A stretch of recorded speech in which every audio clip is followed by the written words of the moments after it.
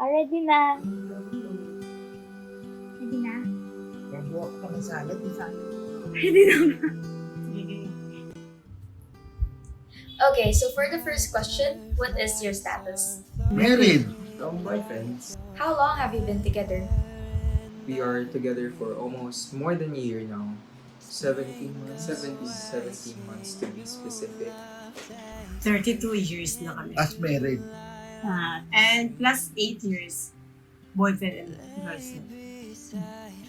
40 years. How or when did you know that your partner was the one?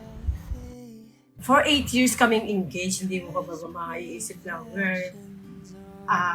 We're meant together meant pa kami talaga for for each other. What was your secret to a long-lasting marriage? There was no secret.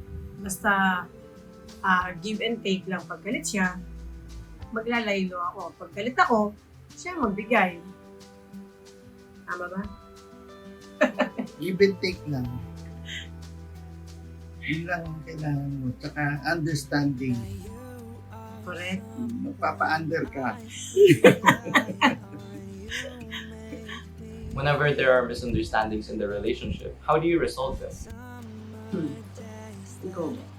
Like actually for us, we take in the concept of understanding, more understanding. We don't let each other's pride take over. So parang basically wala kami ng tampo, suyo concept. Yeah, If kasi, that makes sense. kasi kung may tampo, suyo, parang hindi agad siya, okay, hindi mariresolve yung problem. Diba? True much.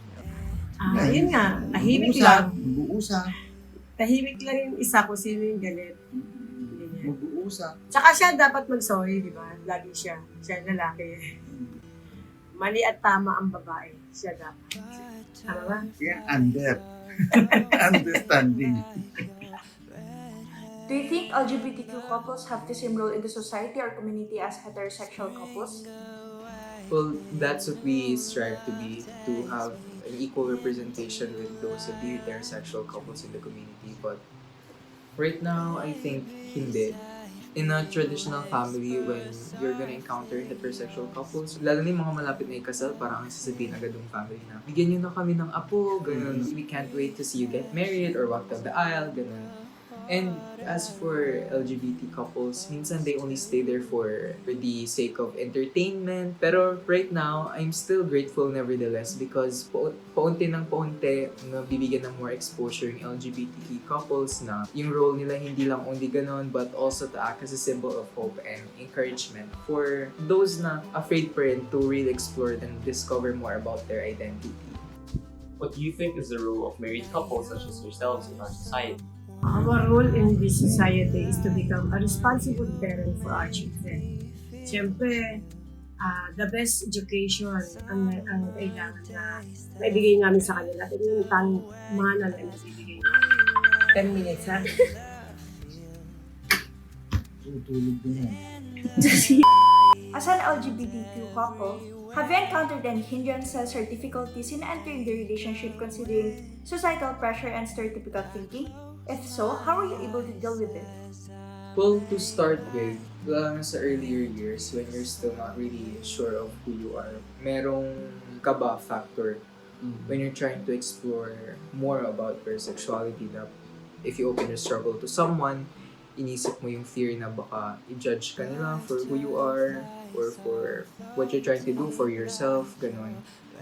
I think that were the only difficulties for us. Pag lumalabas kami, ganun minsan, we still get conscious if magbukunats ba or hindi. Like, magiging clingy ba or not? Kasi, syempre, hindi natin ma-avoid yung mga taong iisipin na, oh, parang hindi naman sila okay. Parang ganun, no? We live in an open world naman na ngayon. Pero syempre, hindi natin may iwasan, lalo na dito sa Philippines, na meron talagang mga people na hindi pa rin sanay na nakaka-encounter ng mga ganung things. Are your families and peers aware of your relationship? If so, how did they react when they found out? Were they supportive or are there any complications? Well, like a typical Asian household, ang sabi din naman sa amin, as long as na-prioritizing yung studies, okay lang. And then, yes, aware sila. We kind of talked this through a 3-minute discourse sa dining table. Like, na-open lang, they were okay naman and they were supportive with it. Basta ang focus na yung parang pag-aaral. Kasi, yun lang naman talaga yung kailangan. Support. And syempre, like yung future goals na siniset niyo both for the relationship. Kasi if you start a relationship and then the only thing that you want to get from that relationship is like yung love, yung kilig, and parang walang concrete goals, concrete plans for future happenings. I think magiging factor kasi siya if ever magkaroon ng time sa buhay na parang hindi mo na makita masyado yung priorities mo, gano'n. Like you're investing too much time and energy for things na hindi naman talaga necessary, gano'n. Ayun. What advice can you give to other LGBTQ couples who are experiencing the same struggles that you dealt with in the past? Siguro, one thing ma-advise ko kasi marami rin kaming mga friends na lumalapit sa amin. Pero disclaimer, hindi kami professional love gurus. It's all based from past experiences. Ayun, understanding both side. Kasi hindi ma-resolve yung problem pag mag-focus lang yung isa sa inyo o yung dalawa sa inyo dun sa isang side. Kailangan mag-open up problems kung anong mga nafe-feel ng isang side. Same sa kabilang side. Understand. After understand, make a plan. Make a plan kung anong gagawin. No?